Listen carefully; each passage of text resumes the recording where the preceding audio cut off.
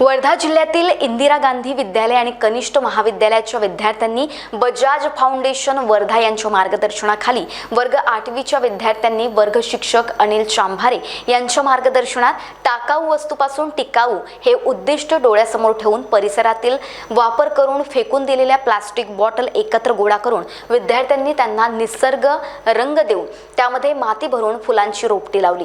यातून सुंदर असा झुलता बगीचा तयार केला। तसेच परसबागमध्ये विविध भाजीपाल्यांची बीज लावून बगीचा निर्माण केला। हा विद्यार्थी निर्मित झुलता बगीचा एक आकर्षणाचा केंद्रबिंदू ठरलाय। या बगीचा निर्मितीचे संस्था अध्यक्ष वामनराव खोडे, सचिव योगेश खोडे, प्राचार्य अर्चना मुळे, विज्ञान विभाग प्रमुख डॉक्टर नीलम हिवरे तसेच सर्व शिक्षक यांनी विद्यार्थ्यांना स्तुत्य उपक्रमासाठी शुभेच्छा देऊन कौतुक केले। तसेच बजाज फाउंडेशन वर्धाच्या सहयोजिका सुषमा सोनटक्के यांनी अभिनंदन केले। या उपक्रमामुळे परिसरात कौतुकाचे वातावरण निर्माण झाले। तसेच विद्यार्थ्यांनी केलेल्या उपक्रमाबाबत अभिनंदनाचा वर्षाव होतोय। महान्यूज 7 करिता सतीश काळे, वर्धा।